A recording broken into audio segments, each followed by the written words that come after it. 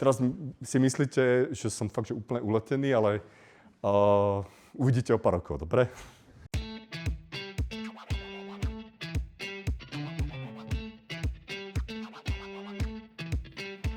Dobré popoludne prajem. A moje meno je Pavol Lupták. A rád by som začal moju zbrusu novú prednášku. Je to niečo, čo ste ešte predtým určite nevideli. Je to niečo, čo extrémne reflektuje súčasné technologické trendy, obzvlášť v AI. A názov prednášky sa volá Dopad umelej inteligencie na kryptoanarchiu. A o tom, ako umelá inteligencia radikálnym spôsobom, nie v budúcej, ale v blízkej dobe zmení charakter celej spoločnosti a ako samotná umelá inteligencia dokáže byť zneužitá alebo použitá ako štátom na napríklad plošné špohovanie obyvateľstva a na zavádzanie rôznej dystopické legislatívy, tak samotných ľudí, samotných individuí, ktorí vďaka AI dokážu získať lepšiu suverenitu, lepšiu ochranu pred samotným štátom a viac súkromia. Takže o tom bude dnešná prednáška a budem veľmi rád, keď skončím trošku skôr a budem mať otvorený priestor na diskusiu, lebo je to podľa mňa veľmi zaujímavá téma. Poďme na to. Takže, ako som hovoril, AI spĺňa viacero definícií. Jedna z nich je to najefektívnejšia, najúčinnejšia špehovacia technológia, aká bola kedy vymyslená. Teraz to špehovanie, teraz je možné extrémne rýchlo implementovať akýkoľvek špehovací nástroj, ktorým dokážete plošne špehovať celú populáciu, celý štát, všetkých kryptoužívateľov a tak ďalej. A keďže tá AI dokáže výrazným spôsobom vlastne znížiť, zredukovať náklady na vývoj technológií, tak ten štát si to dokáže zaobstarať lacno, jednoducho, rýchlo. A tie štáty to už aj robia. Možno by som sa odvolal na kryptoanarchistické manifesto Timothy Seameya, ktorý napísal v 88. kryptoanarchistické manifesto, kde hovoril o tom, že štát sa bude chcieť spomaliť akúkoľvek technológiu alebo liberalizačnú technológiu, ako napríklad Bitcoin, alebo kľudne umelú inteligenciu, ktorá vám dokáže pomôcť sa viac oslobodiť a bude pritom citovať rôzne národné záujmy, to, že to zneužívajú drogoví díleri, a to, že sa to používa na obchádzanie daní, alebo to pôsobí na nejakú dezintegráciu spoločnosti. A teraz si tú technológiu môžete kľudne nahradiť umelou inteligenciou, to znamená, že keď tá umelá inteligencia dokáže byť nebezpečná. A tá umelá inteligencia dokáže byť teraz napríklad veľmi nebezpečná, lebo neviem, či registrujete, ale Anthropic teraz vydáva Mythos, extrémne silný model, ktorý našiel niekoľko kritických zero-day zraniteľností a napísal niekoľko zero-day exploitov v Linuxovom kerneli, našiel kritické zraniteľnosti v FreeBSD, OpenBSD, ktoré ľudia, Homo sapiens, nikdy predtým nenašli. Takže akože tá AI. Ja som človek, ktorý pôvodom som akože počítačový vedec a viac ako 20 rokov sa venujem IT bezpečnosti, takže viem, že AI je už teraz v situácii, že dokáže byť najlepší hacker na svete a dokáže odhaľovať zraniteľnosti, ktoré ľudia nedokážu odhaliť. Takže samozrejme to sa tým štátom nebude páčiť a budú s tým niečo robiť. Dobre, takže Timothy Seamey v kryptoanarchistickom manifeste napísal, čo je Cyphernomicon, to je takú ďalšiu publikáciu, kde hovoril o 4 jazdoch infoapokalypsy. A tí 4 jazdy infoapokalypsy to boli tí drogoví díleri, tí obchádzači daní a zneužívači detí a tak ďalej. A ja som si dovolil definovať 4 jazdov tzv. AI štátu, a vymenujem vlastne 4 oblasti, kde vlastne ten štát už teraz bude používať AI na radikálny zásah do vášho súkromia. A prvá vec je CBDC, programovateľné peniaze, o tom tu bola celá samostatná prednáška, Dominik Strovkal mal o tom celú prednášku. To znamená, že vlastne, keď nasadíte AI na CBDC, tak dokážete kompletne, nielenže deanonymizovať tých ľudí, ale spraviť na tým aj nejaké sofistikované analýzy, zistiť, čo tí ľudia nakupujú, aké majú návyky veľa všelijakých ďalších informácií. Chat control, to je vec, ktorá dlhodobo, niekoľko rokov je v Európskej únii na spadnutie. To znamená client-side scanning. Áno, že oni argumentujú, že všetky messengere by nemali podporovať end-to-end šifrovanie, pretože sa tam posiela detské porno alebo nejaké detské akty a ten štát by mal možnosť to skenovať a pozerať, či si tam ľudia neposielajú tie zlé veci. A samozrejme, keď tam nasadíte AI, tak to celé posuniete o pár levelov vyššie a dokážete robiť veľmi hĺbkovú analýzu toho obsahu. Len na základe obsahu, ktorý sekáte do ChatGPT napríklad, alebo do nejakého AI, už teraz je možné získať veľmi presný profil vašej osobnosti, dokonca si dovolím tvrdiť, že presnejšie, ako vás poznajú vaši kamaráti. Ďalšia oblasť, ktorá bude kľúčová a ktorá nastane, je vlastne pre-crime predictive enforcement. To znamená to, že AI budeme používať na predikciu toho, že nejakí ľudia, nejaká skupina obyvateľstva spácha nejaké trestné činy ešte predtým, ako ich spácha. Áno? A to sa bude používať nielen na to, že budeme predikovať na základe AI, že budú spáchané nejaké trestné činy, alebo napríklad na základe vášho správania ako firmy, ako podnikatelia, daňové úrady budú predikovať, že nechcete platiť dane, že chcete obísť.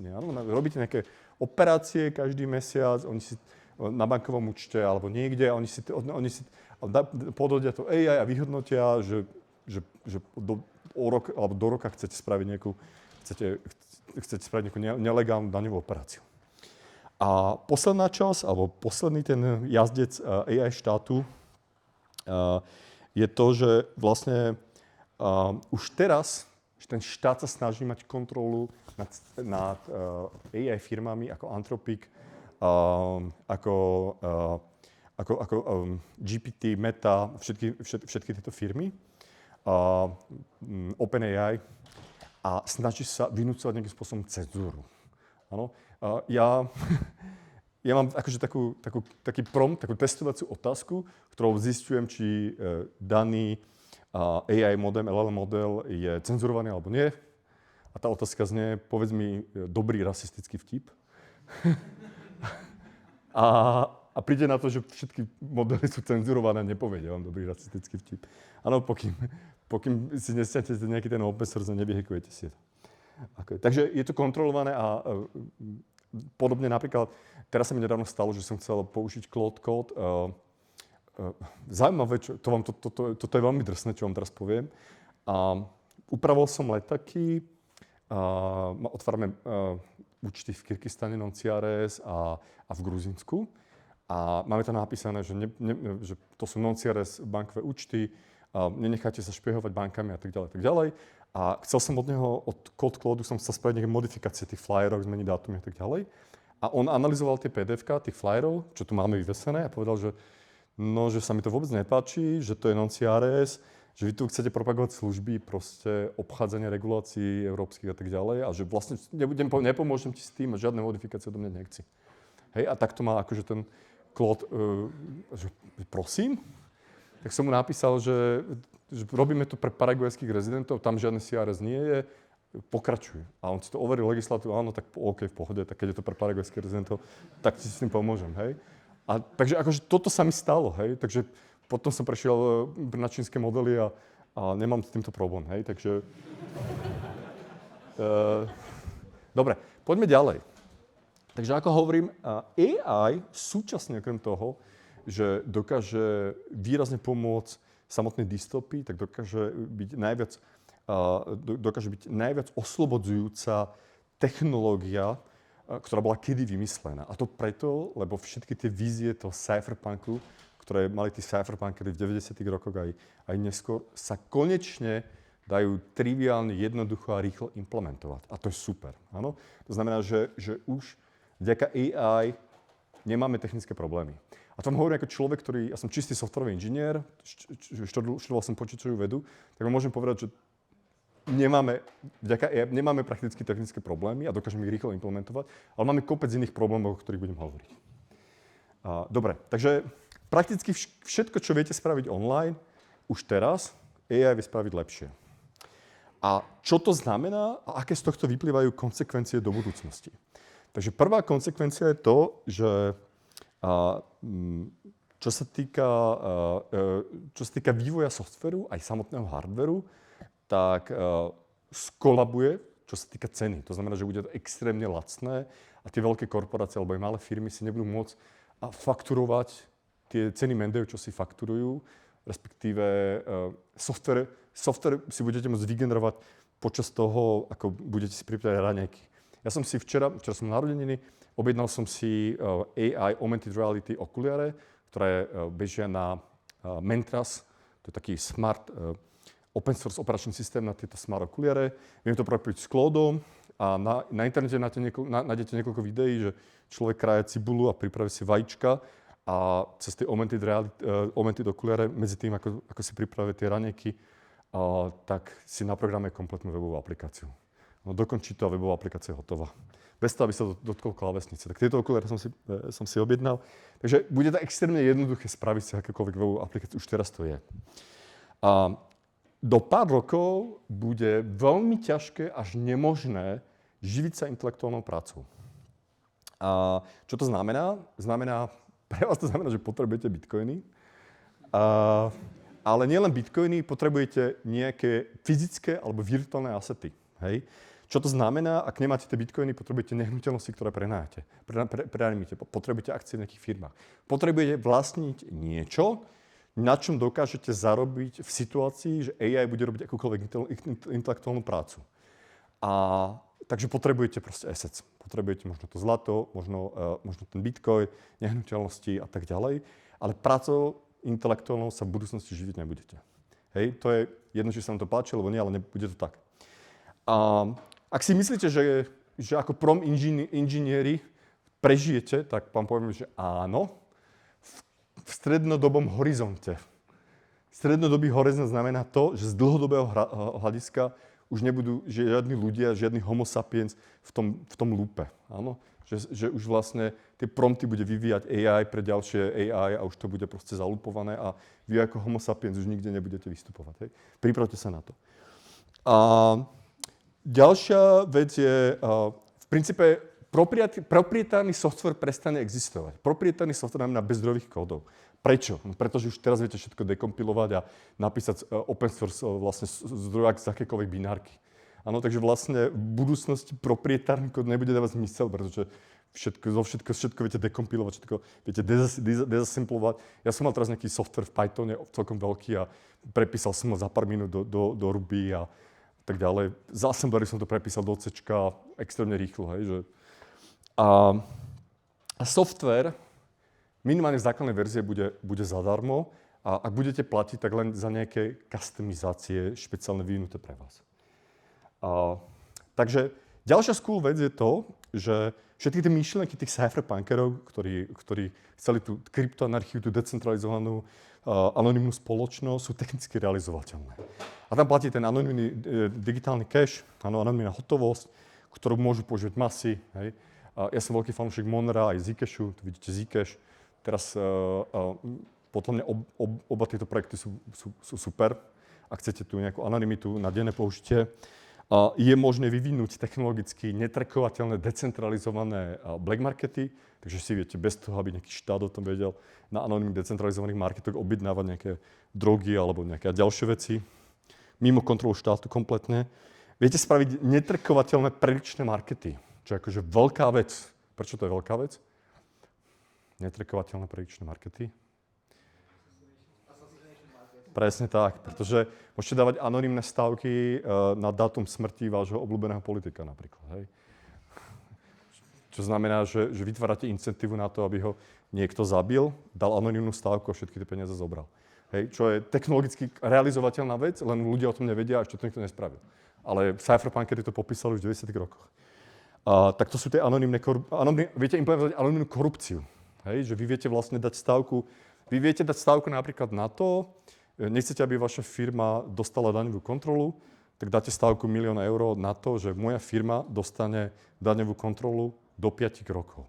A teraz vlastne ktokoľvek, kto dá anonymnú stavku, protistávku, že nedostane, a to vie rozhodnúť iba ten daňový úradník, ktorý vykonáva tie kontroly, tak to dokáže anonymne zobrať. Takže viem anonymne uplácať úplne hocikoho.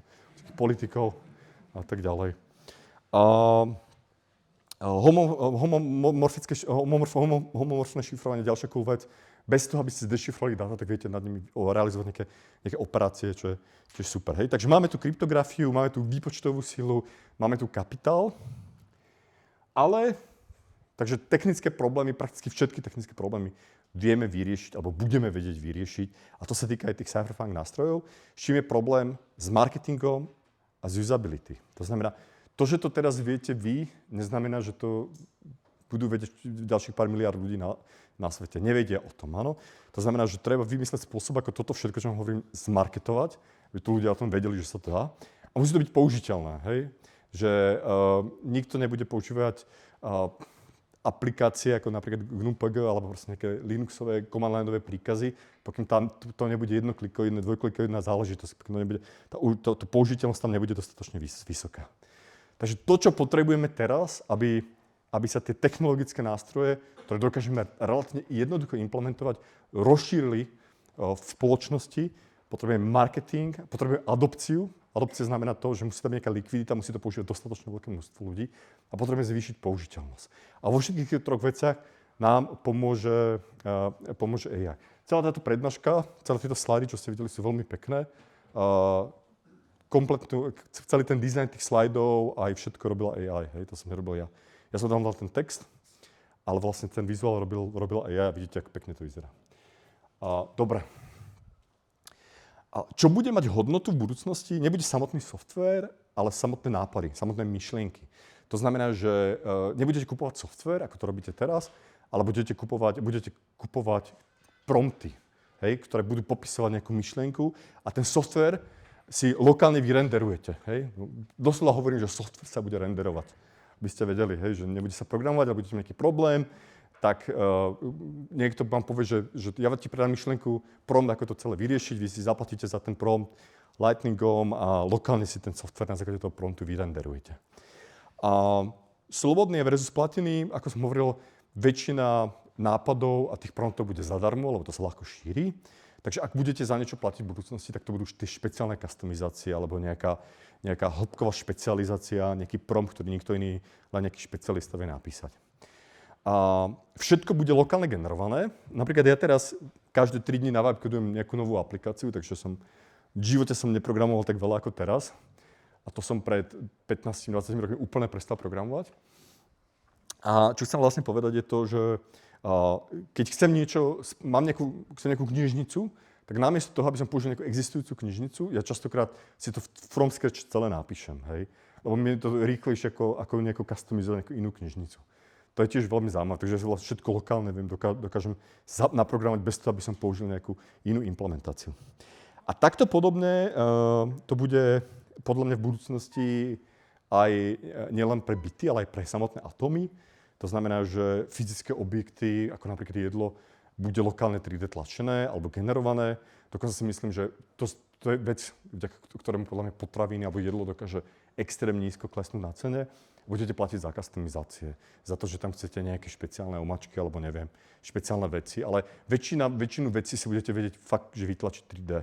Teraz si myslíte, že som fakt, že úplne uletený, ale uvidíte o pár rokov, dobre? Prvýkrát v histórii nastáva situácia, že ja sa ráno zobudím s nejakou skvelou myšlienkou a do večera mám hotovú implementáciu a funguje. A som z toho úplne nadšený a už len rozmýšľal, čo s tým. To znamená, že momentálne, keď ste aspoň trošku technicky zdatní, tak viete implementovať akýkoľvek nápad. A znamená to, že okrem mňa je takýchto ľudí miliardy. To znamená, že v budúcnosti musíme očakávať extrémne silnú konkurenciu medzi samotnými nielen nápadmi, ale implementáciami tých nápadov. A bude veľmi extrémne ťažké sa presadiť. Hej? Keď taký software ako ja navajbuje ďalších milión ľudí, tak ktorý budete používať? Hej? Alebo si navajbujete vlastný. Hej? Navajbkodujete vlastný. Takže tam je veľmi dôležité to, prežijú tí, ktorí zvládnu adopciu, zvládnu marketing, zvládnu štátnu byrokraciu. Byrokracia to bude veľký masaker. Hej? Že môže sa stať ešte v blízkej budúcnosti z toho, že štát povie, že ak chcete niečo dodávať v štátnej sfére, tak to nemôže byť generované AI. Hej, lebo to nie je bezpečné, takže štát bude nakúpať 10-krát predražené non-AI software, ktorý je tradične písaný ľuďmi. Ale vo finále tie IT firmy to aj tak budú vibe kodovať, hej, samozrejme. Použijú Humanize plugin, ktorý spôsobí, že ten kód bude vyzerať, ako by to písal človek. Takže marketing a adopcia budú veľmi kľúčové na to, aby sa vaše riešenie, vaše nápady presadili v nejakej konkrétnej implementácii. Čo je vlastne super je to, že stále sme na začiatku a stále ten váš nápad, ktorý teraz napíšete a zajtra spustíte, môže byť najlepší. Sme na začiatku. Nemáme prakticky žiadnu konkurenciu, je to super. Áno? A ja to nazývam, že je priestor na tzv. AI arbitráž. Čo to znamená tá AI arbitráž? AI arbitráž znamená, že väčšina ľudí mimo tohto sálu netušia, čo sa deje. Fakt netušia, čo sa deje. A netušia a vlastne to, že je možné extrémne rýchlo vygenerovať hociký software, ktorý je funkčný, alebo aplikácia, alebo niečo, tak vlastne tie ceny tých Mendejov ešte nereflektujú tie ceny Mendejov, ktoré... Ja mám IT firmu, takže to viem. My normálne si účtujeme cenu Mendeju, ja neviem, 600, 700, 800 eur a tvárime sa, že všetko je v pohode, ale to nebude v pohode, hej? To akože, buď sa tá produktivita bude musieť 10-násobne zvýšiť, akože, čo sa bude očakávať do jedného Mendeju, alebo vlastne tá cena toho Mendeju klesne na 10. Takže skolabuje tá cena toho Mendeju. Ale zatiaľ cena Mendeju v IT sfére nereflektuje to, že máme nejaké AI, ktoré to dokáže robiť extrémne efektívne a extrémne rýchle. To znamená, že máme čas na AI arbitráž. Máme nejaké 3 až 5 rokov, kedy dokážeme vlastne našou intelektuálnou prácou navajkodovať nejaké služby, nejaké aplikácie, niečo, lebo od tých 5 rokov to už budú robiť všetci.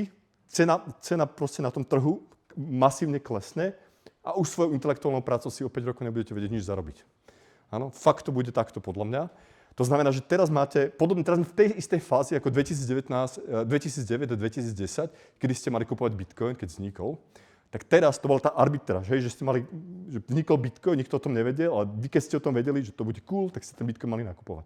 Teraz sme v rovnakej fáze, môžete zarobiť veľmi veľa peňazí, pretože môžete využiť existujúce AI technológie, ktoré už fungujú, napísať nejakých cool API, mobilných, webových, akýkoľvek služieb, čo len chcete a presadiť sa, zarobiť kapitál, zarobiť tie assety, lebo o 5 rokov intelektuálnou prácou si nebudete vedieť zarobiť nič. Dobre. A čo v budúcnosti nastane, bude šialená konkurencia. Šialená konkurencia vibe kodovaných aplikácií a tie AI aplikácie nebudú kódovať ľudia, ale aj AI agenti. Takže vaša konkurencia nebudú len ľudia, ale aj samotní AI, ktorí budú kodovať tie aplikácie ešte lepšie. Dobre. Čím by sa mal začať? Ak teda riešite privacy, odporúčam vám používať open source modely, ktoré viete lokálne stiahnuť alebo lokálne rozbehnúť. Ja používam Kimi K26, to je čínsky model. Tento model si neviete stiahnuť lokálne, vyžaduje nejakých 500 GB disk, 500 GB RAM vyžaduje a niekoľko terový disk, aby ste ten model vedeli stiahnuť. Takže ten Kimi je extrémne náročný. DeepSeek je tiež veľmi náročný, ale napríklad ten GLM 5.1 alebo ten Grand si viete lokálne stiahnuť, ak máte nejaké silné grafické karty a viete to lokálne bežať a prevádzkovať a tak ďalej. Ale čo je super na týchto open sourceových modelov je to, že môžete si ich používať bez akéhokoľvek povolenia, žiadna tretia strana to nevidí, nie je tam žiadna cenzúra, teda viete tú cenzúru v tých lokálnych modeloch akože vyrvať, viete ju zrušiť, nie sú tam žiadne API logy, nikto nevie, aké prompty tam píšete. Nikto nemôže si tie prompty vyžiadať a následne vás zažalovať. Nie sú tam žiadne rate limity, nemáte žiadne obmedzenie nejakých jurisdikcií a je úplne jedno, čo si myslí európsky úradník. Vy si môžete lokálne modely bez akýchkoľvek obmedzení v maximálnej možnej miere používať. Áno, preto to je dobré. Ďalšia cool vec je to, že vy vlastne môžete nahrávať ľudí AI agentami. A prečo? AI agenti majú jednu úžasnú výhodu, dokážu byť anonymní a nemusíte z nich platiť dane. Čo je že mega cool. Viete ich platiť v krypte. Ešte taká vec, keby vás to zaujímalo. Existujú decentralizovaní AI agenti, ktorí fungujú, sú projekty, ktorých viete platiť Zcashom, to je to taký proof of concept momentálne, a fungujú kompletne autonómne. Viete im dať nejakú prácu, oni sa dobrovoľne rozhodnú, alebo dobrovoľne rozhodnú, či to akceptujú alebo nie, a sú suverénni. To znamená, že nie je za nimi nikto, kto je za nich zodpovedný a žijú si vlastným životom na tom internete. Už teraz takíto AI agenti fungujú. A čo to znamená? Znamená, že nie sú žiadnu právnu zodpovednosť.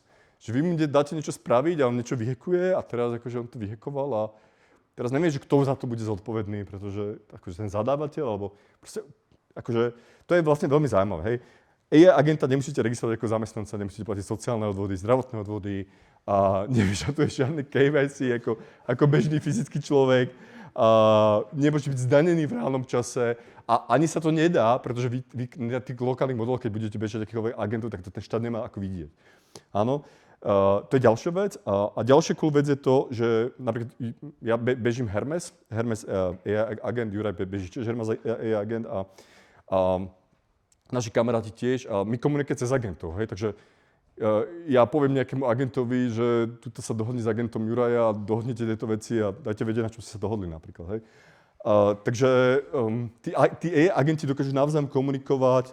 Existuje projekt, ktorý sa volá Paperclip, kedy môžete kompletne spojať 100% AI firmu, kde poviete, že toto bude CEO, tento CEO bude bežať na Opus 4.7, toto bude CTO, ten bude bežať na, ja neviem, na Kimi. Proste definujete si role v tej firme, poviete, kto má čo robiť, definujete mi nejaké role a spustíte to. A normálne sa vám spustí aj korporácia, ktorá normálne bude si žiť vlastným životom a budete sledovať, čo ako komunikujú, budú mať porady, budú mať meetingy, budú si vymieňať nejaké rôzne informácie a tak ďalej.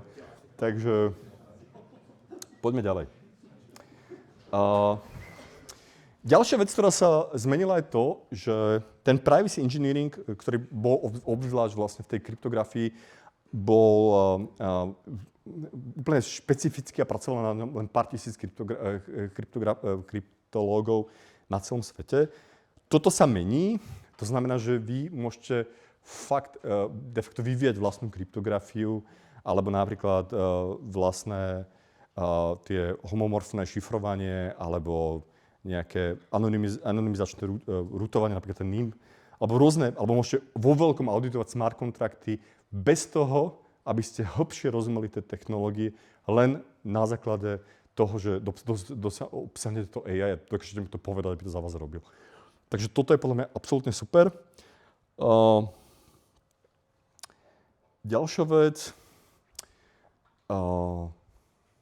Ako vám AI dokáže pomôcť byť suverénny a zlepšiť vás životný štýl suverénneho človeka, tak prvá vec je, dokáže vám pomôcť v daňových deklaráciách. My ako paragvajskí fešáci máme úplne automatizovaný skript, ktorý pustíme a vyplní za nás všetky daňové deklarácie. To nie je síce AI, ale je to plne automatizovaný skript. A ja som použil AI a ten skript som prepísal zo Shellu do Pythonu a normálne funguje. Takže dokážem vám pomôcť v vyplnení formulárov.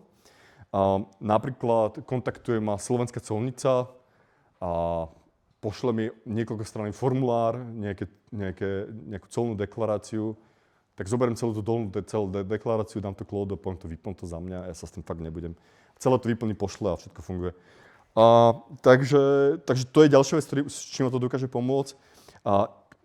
Môj Hermes agent, ktorý je nápojený na tie open source čínske modely, robí takú vec, že celú noc brosuje aktuálne zmeny v legislatíve, konkrétne v Kyrgyzstane, Gruzínsku, Paraguaji, Uruguayi, Paname. Zisťuje, aké zákony sa zmenili, aké sú updaty a tak ďalej. A ráno mi príde krásny e-mail, kde mám aktuálne zmeny. A toto mi chodí každý deň. Takže môj Hermes agent má vlastne analyzuje tie regulatory updates. Juraj to má dokonca vyhekované tak, že mu pošle nejakú MP3 a si ju vypočuje. Rovno to nahovorí. Compliance, ako som hovoril, všetky byrokratické formuláre od štátu, všetky KYC, áno. Ak ste to teraz videli, tak vlastne AI dokáže kompletne spraviť KYC proces, že dokáže emulovať žmúrkanie, otáčanie hlavy a všetky tieto veci. Takže samotný KYC proces je tiež obsolete. A preklady, to je to najmenej, hej, kontrakty do akéhokoľvek jazyka prakticky. A podobné apostily, certifikáty, registrácie a tak ďalej. To znamená, že vďaka AI, aj napriek tomu, že tá byrokracia v tej EÚ masívnym spôsobom narastá, tak vás to nemusí trápiť, lebo AI to dokáže za vás všetko vyplniť a vyriešiť. Ja som napríklad, keď som spúšťal stránku Liberation Services, tak som chcel, aby to bolo EU compliant, tak som povedal, že naštuduj si kompletne všetky európske regulácie, čo sa týka webov, EU GDPR a ochrany digitálneho súkromia a vlastne úplne všetko. A keď si to naštuduješ, tak prerob celý web tak, aby sme boli compliant. Hej. A o hodinku to bolo celé hotové. A vôbec ma nezaujímajú tie regulácie, ale proste som to spravil. A poďme ďalej. Čo môžeme očakávať v budúcnosti? Môžeme očakávať cenzúru AI a regulácie AI. A to sa prakticky už aj deje. Vlastne v princípe štáty budú vyžadovať na to, aby si nejaké modely mohli používať na dané, čo je inak dosť bizarné, na nejakom geografickom území, tak budú vyžadovať licencovanie toho modelu, aby prešlo nejakými vstupmi, aby ten model bol bezpečný a tak ďalej. Samozrejme, toto sa týka len spoločností, ako napríklad ten Anthropic alebo OpenAI, ktoré tie modely poskytujú, ale keď máte open source model, tak sa vás to netýka, nie je to vynútiteľné. Samozrejme, tí regulátori, už keď nám licencujú ten model, tak môžu vyžadovať od vás, aby ten model neodpovedal na otázky ako obis dane, hej, legálne obis dane, a ako bez KYC decentralizovanie meniť krypto na fiat, to tiež nikto nechce, ako robiť tú legálnu arbitráž medzi štátmi a tak ďalej. Takže môže sa očakávať, že štát zatlačí a tieto modely to nebudú vedieť. Už teda by som povedal, že napríklad modely od OpenAI sú dosť cenzurované a tieto veci sú tam dosť obmedzené. Asi Grok je taký najotvorenejší, čo sa týka týchto vecí.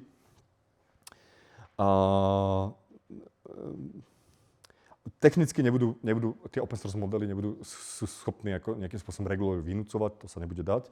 Tam akože napríklad veľmi zaujímavý fenomén, ktorý je taký nepríjemný, je to, že vlastne vy už teraz máte extrémne silné lokálne modely, ktorými viete vygenerovať detské porno. Hej, takže hoci kto si vie lokálnymi modelmi vygenerovať detské porno a teraz otázka, že či podľa zákona by ste automaticky páchate trestný čin a mali by vás zatvoriť. Či sa s tým legislatíva nejako popasuje, alebo ako, pretože si viete vygenerovať akýkoľvek obsah, akúkoľvek fotografiu, tak samozrejme, že bude to aj detská pornografia. A ďalšia vec, ktorá sa deje, je napríklad ten age control legislatíva. To, že chceme chrániť deti, to je zámienka. A to si nemyslím ja, ale to si podľa mňa myslí väčšina odborníkov. Age control bol schválený v Európskej únii. Age control znamená plošné špehovanie, hej, alebo plošné špehovanie obyvateľstva. A v princípe, samozrejme, existujú rôzne modely, ako to spraviť relatívne anonymným spôsobom, ale otázka, či to skutočne bude tak technicky realizované alebo nie. Ale čo si myslím ja a čo si myslí veľa iných ľudí, je, že age control bol spravený preto, lebo veľa ľudí, ktorí sú napríklad, veľa ľudí, ktorí platia reklamu na Google, na sociálnych sieťach a tak ďalej, čo je obrovský miliardový market, tak majú trošku problém s tým, že namiesto reálnych ľudí sa už na tie sociálne siete registrujú rôzne AI agenti a tým pádom vlastne tí platitelia tej reklamy nie sú moc šťastní, že nejakí AI agenti, ktorí si nič nekúpia, tak klikajú na ich reklamu a musia za to platiť.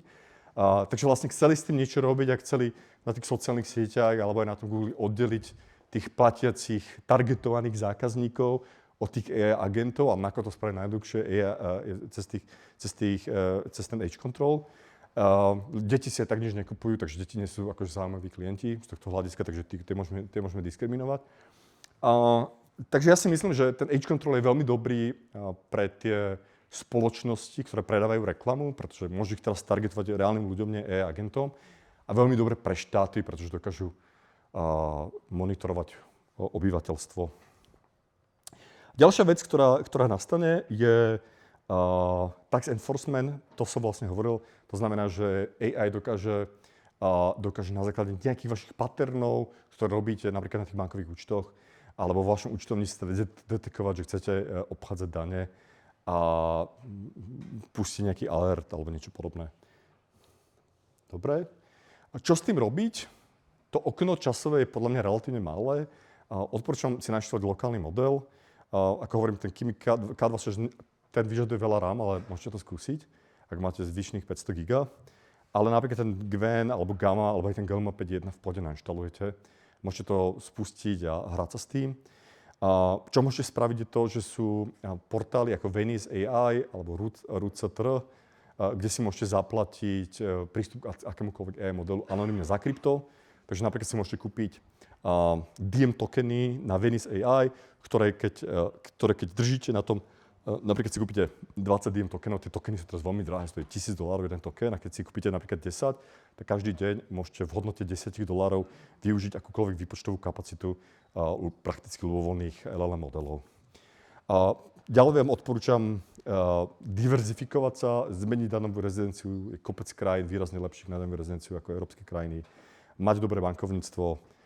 S tým vám vieme pomôcť, keby ste chceli.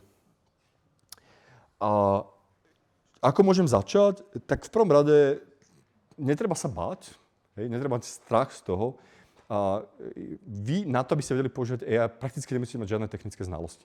Vy musíte vedieť, čo chcete, to znamená, musíte byť schopní napísať prompt a musíte vedieť, že keď vám to odpovie, že byť schopný mu dať nejakú spätnú väzbu. Hej? A povedať, či je to dobré, alebo to chcete nejako inak. Takže keď ste schopní písať prompty a keď ste schopní poskytovať feedback, tak ste AI guru a nič iné nepotrebujete, hej? Že viete spraviť čokoľvek. Používať anonymné krypto, Monero, Zcash, odporúčam. Odporúčam vám zamyslieť sa nad tým, či veľmi veľa vašej práce osobnej alebo vo firme nedokážu spraviť tí agenti výrazne jednoduchšie, rýchlejšie, lacnejšie. Obzvlášť, lebo za nich nemusíte platiť žiadne dane, nevyžadujú KYC, sociálka, zdravotka, nič tam nie je. Môžete ich používať, ako ich používam ja, cez Hermes napríklad. Decentralizovať svoj život, viacero krajín, viacero bank, viacero SIM kariet a dôverovať kryptografii. Takže je najvyšší čas, a ako hovorí Timothy Simej, nemáte čo stratiť okrem ostnatých, drôtených plotov alebo nejakých zábran. To je všetko. Ďakujem pekne.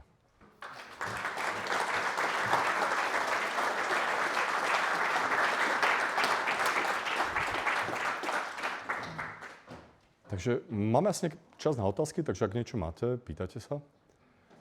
Kľudne, hocičo. To znám trochu jako science fiction, že ty atomy, že si budeš dělat jídlo, jak tě to napadlo, jako teda, že až to se mi zdá trošku extrémně. Akože ja si myslím, že bude tam asi nejaký vstup, hej, že budeš tam, samozrejme, že budeš tam dávať nejakú, podľa mňa, múku, však už teraz máš de facto robotov, ktorí ti vedia, teraz máš napríklad robotov, ktorí ti vedia čokoľvek navariť, hej.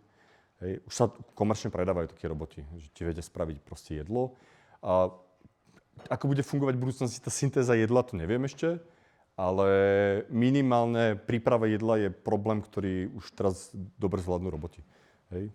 Akože, a tým pádom, že to zvládnu roboty, tak cena radikálne toho jedla dokáže klesnúť. Hej? Už to poľnohospodárstvo ani nevadím, poľnohospodárstvo je v niektorých krajinách vysoko automatizované a príprava jedla bude tiež vysoko automatizovaná, takže tá cena...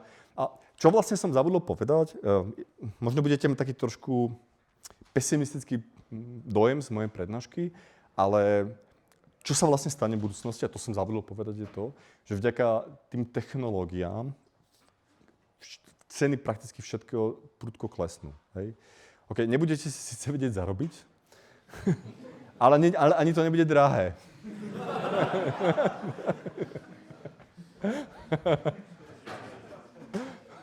Takže, aby ste vedeli, hej.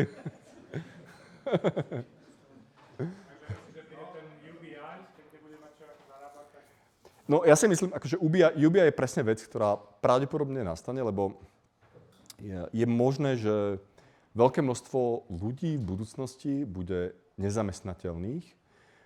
Nezamestnateľných znamená to,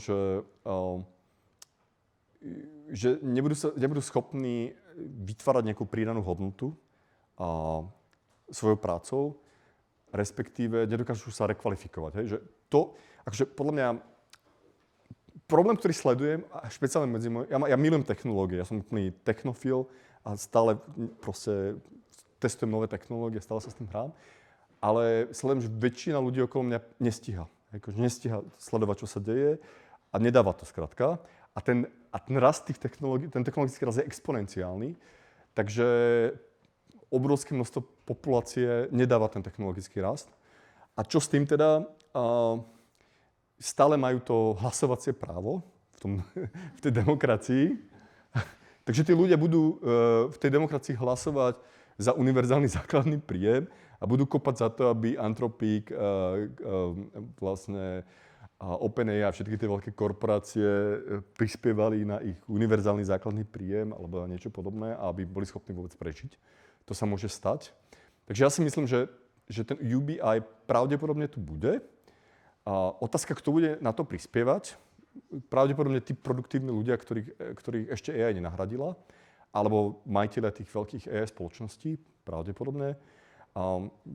Už teraz vlastne tá legislatíva daňová sa zhoršuje minimálne v celom západnom svete. Myslím si, že veľa krajín bude ponúkať možnosť tým produktívnym ľuďom utiec, aby nemuseli prispievať na ten UBI, pretože sa môže stať, že ako vy teraz polku života, alebo veľkú časť života pracujete na dôchodky súčasných dôchodcov, tak budete viac ako polovicu času, ak budete ešte pracovať teda, pracovať na univerzálny základný príjem tej nezamestnateľnej masy demokratickej, ktorá si to odhlasuje, že by ste to mali robiť, aby oni prežili. Tá ďalšia vec je tá robotizácia proste neprebieha tak rýchlo, ako vlastne to AI v tom online svete. To znamená, že ja som sa vrátil z Tokia včera a tam som si všimol takú zaujímavú vec, že aj napriek tomu, že to je najviac robotizujúca krajina a bol som v robotickej reštaurácii, tak oni stále proste si cenia ten ľudský dotyk. Že majú napríklad robotov, ktorí sa starajú o pacientov v nemocnici, ale väčšina tých pacientov chce reálnych ľudí. Áno, lebo aj tých starých ľudí chce, aby sa o nich starali reálni ľudia. Takže myslím si, že minimálne pár rokov sa dokážeme uživiť tým, že budeme sa starať o ďalších ľudí, alebo že budeme proste poskytovať akože nejaký ten wellness being pre tých ostatných ľudí. Ale hneď s nástupom humanoidných robotov, ktorí budú nerozpoznateľní od iných ľudí, sa to celé zlomí a už vlastne nahradia nás tých humanoidní roboti. No. Takže tak toto vidím nejako. A ako sa to presadí? Ako sa presadí ten UBI? Ten UBI sa presadí cez CBDC. To znamená, že štát povie, že máme tu digitálne euro. Môžete mať kľudne Bitcoin, ale keď chcete UBI, tak ten vyplácame iba v digitálnom eure. Takže keď chcete každý mesiac, aby vám cinkol proste zo štátu UBI, tak pekne prejdete na CBDC, lebo inak ako v digitálnom eure vám to nebudeme vedieť vyplatiť. Takže majte si kľudne Bitcoin, ale od nás dostanete len digitálne euro. A to je spôsob, ako ľudia dobrovoľne prejdú na CBDC a digitálne euro. Lebo každý bude chcieť UBI príjem. Otázka? Jaký minimální technický specifikace potřebují na nějaký rozumný open source model, aby se to aspoň třeba blížilo, řekněme, Sonetu nebo ještě tam nejsme. Tam ešte nie sme. Akože, ja môžem povedať, že tie komerčné modely, neviem, či sa to dá odhadovať nejakých mesiacov, možno 6 mesiacov, možno 12 mesiacov, sú tie komerčné modely proste stále lepšie ako ten open source. Ja to používam a porovnám to stále a stále sa to zlepšuje, ale stále je tam proste tých, ja si stále platím Cloud Max a napríklad mám aj Venice tokeny a používam aj komerčné modely a open source modely, takže ešte stále tam nie sme, ale zlepšuje sa to stále, hej, že tie open source modely teraz sú lepšie ako komerčné modely boli pred pol rokom, alebo pred rokom. Hej, že, no to jo, ale zmenšuje sa ten lak, nebo sa zvyšuje? Mezi komerčným a open source modelami? Nie, stále tam... Jestli ten lak je konstantný, nebo zmenšuje sa, nebo... To neviem odpovedať na túto otázku, ale neviem. Akože bežným ľuďom podľa mňa stačia tie open source modely. A ja napríklad, keď programujem, tak chcem mať akože to najlepšie. Ja používam, Opus 4.7 alebo GPT 5.5. OpenAI som prestal používať, tých bojkotujem, lebo tí pracujú pre americkú armádu a tí ma nezaujímajú, takže ja bojkotujem GPT, ChatGPT aj OpenAI. Dobre, nejaké ďalšie otázky? Je to jako k diskuzi, jo? Ale já trochu mentálně bojuju s tou tezí, že cenzura těch modelů je bez dalšího špatná, jo? Protože máme tady příklad, který jste dával, a to jsou ty daňové otázky, jo? Ale vedle toho jsou tady jako reální případy, kdy prostě borec v Americe naplánuje, kdy je nejlepší jít vystřílet co nejvíc lidí ve škole, a to mi třeba přijde, že by asi jako nemělo být možné komunikovat s tím modelem. A druhá, když jako napíšu do Claudu, pomož mi postavit bombu, tak to udělat nemůžu. Jo? A to mi přijde taky jako v pohodě. Akože je to fajn, ale môže si stiahnuť zadarmo čínsky model a ten ti to povie, hej. To znamená, že oni mu niečo musia robiť, hej, aby to tak nebolo, ale to si skús predstaviť ako tak, že proste, že reguluješ predajcov alkoholu v Čechách a nepredajú nad 18 rokov, ale všetci maloletí proste si to môžu ísť hockedy vypáliť, keď chcú, hej. Takže akože, samozrejme, ľudia očakávajú od toho štátu, že niečo bude robiť. Hej? Že proste bude sa chrániť. Už keď platíme tie dane, tak chceme, aby ten štát niečo robil. A teda vyžadujeme, aby chránil cez tie regulácie, vyžadoval tých korporácií, aby chránili obyvateľstvo. Ale opäť otázka, do akej miery to bude efektívne. Hej? Akože, to znamená, že ja som akože v tomto veľký libertarián a myslím si, že čo nevieme vynútiť, to by nemalo byť takto ešte dôležitá vec je, či je obeť. Hej? Že keď tam akože, že že sa o tom bavíš, neznamená, že to spravíš. Hej?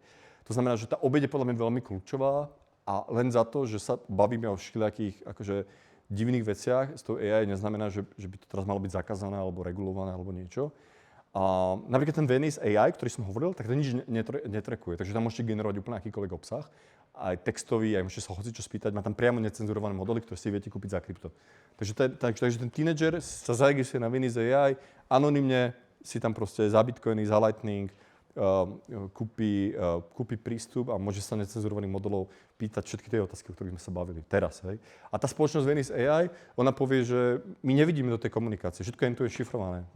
My by sme to aj radi akože zablokovali, ale to je ako autori signálu, hej, alebo že my nevidíme, takže my to nevieme akože, hej, nevieme s tým robiť nič. Jak sa jmenuje tá služba, co jsi říkal, že Zcash nebo že Monero môžu si zaplatiť, a co to je za službu?